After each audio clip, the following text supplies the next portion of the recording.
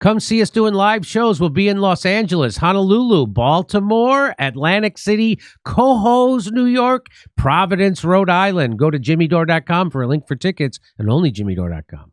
Why did they start a war? Why did Hamas start a war on October 7th? Yeah, I mean, that's the million-dollar question, and many people could judge it even from inside Gaza as a failure or a disaster because they lost their homes, they lost their city, they're living in tents. They didn't get the ceasefire from Hezbollah joining the war. Iran has kind of sat back and been very cautious. But if you look at what was happening before October 7th, a nightmare was looming. And, you know, when I talk to friends in Gaza who are not affiliated with Hamas, a friend of mine who lost his home, he said this was coming anyway. There was no way that Israel wasn't going to eventually attack us. So in some senses, it was a kind of proactive move. There was also the Abraham Accords, where Saudi Arabia and the United Arab Emirates and the powerful, wealthy, and completely undemocratic Gulf monarchies were set, Bahrain, to normalize with Israel. And if they had done that, Israel would have said, look, we made peace with the Arabs. What are these Palestinians, the Untermenschen in Gaza, what are they complaining about? They just don't want to make peace. They're rejectionists. And it would have taken the whole Palestinian question off the table and confined them to the dustbin of history. So October 7th was also a way of forcing Palestinians back to the center of history. In that sense, it did succeed. Then there was the third part of the equation, which is that October 7th was masterminded by Yahya Sinwar, who negotiated his own way out of several life sentences in an Israeli prison through the capture of one Israeli soldier, Gilad Shalit, in 2006. And when Shalit was taken from his tank and brought into Gaza, 5 years later, Israel negotiated the release of 1,100 Palestinian captives, political prisoners, including Sinwar himself, who negotiated from inside prison. And he then rose to the head of Hamas. And he decided that we have a commitment to get these prisoners out. We have to find our way out from under this siege that Gaza had been in for 15 years, or 20 years. And there's no diplomatic leverage. All diplomatic ties have been cut off to them, even though they were running effectively parastate as a government. And so the only way to get leverage in his mind was to get Jewish Israelis as captives and use them as collateral to negotiate for all those Palestinians and get, more favorable terms to let goods into Gaza, let people out with visas. And I think he may have underestimated the level of inhumanity of the Israeli leadership to their own Jewish citizens. Because first we saw them kill possibly hundreds of Jewish Israelis on October 7th through the Hannibal Directive, the order to kill Jewish Israeli captives if they're being taken back to Gaza. And then we saw Netanyahu just completely refuse to negotiate after the first hostage deal for the remaining captives and hostages. He just let them sit there. He even fabricated documents. There's a huge scandal in Israel of Netanyahu's team fabricating documents in order to falsely claim that Sinwar was seeking to take the hostages out of Gaza, and that required Israeli occupation, and there could be no negotiation with them. There were false articles published in newspapers around the world based on these forged documents, and now the man who's accused of forging them, although it's really Netanyahu, has been arrested, is going on trial in Israel. So Netanyahu lied to the Israeli public again and again, and they know it.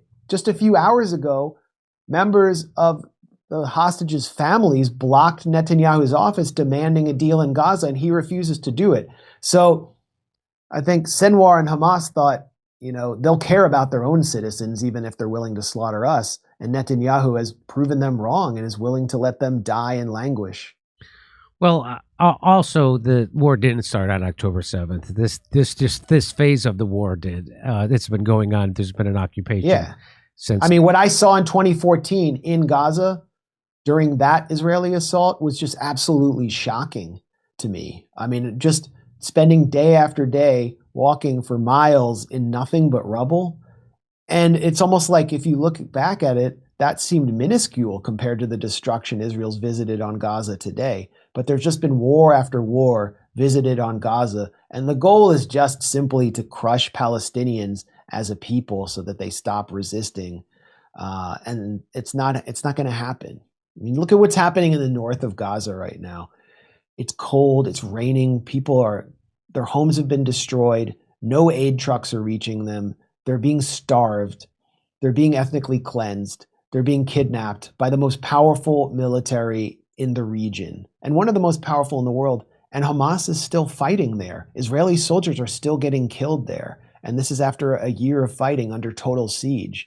So they're not going away. They will never go away.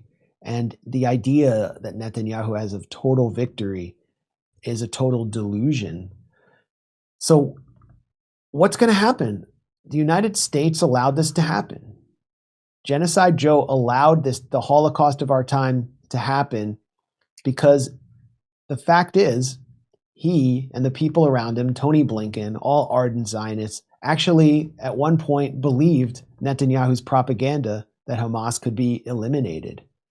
And that the Palestinians would just eventually give up, and then they could have this fake peace deal between all of their stooges in Riyadh and Abu Dhabi, between them and the Israelis, and forget about the Palestinians. And that's not happening either. The Abraham Accords is off the table.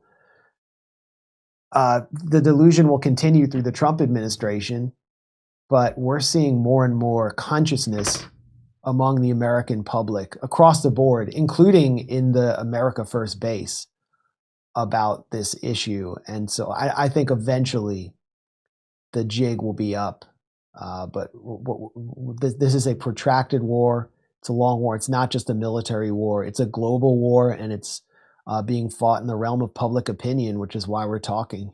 Kind of amazing how they've crushed the college protests, though. They really did stamp those out. They're not done. I mean, look at I think that'll be one of the wildest aspects of the Trump administration, and Pam Bondi, this kind of corporate hack who's replaced Matt Gaetz, will be leading an initiative to crush the protests by seeking terrorism designations of Palestinian solidarity groups inside the U.S. I mean, we're going to see a vicious crackdown on the First Amendment.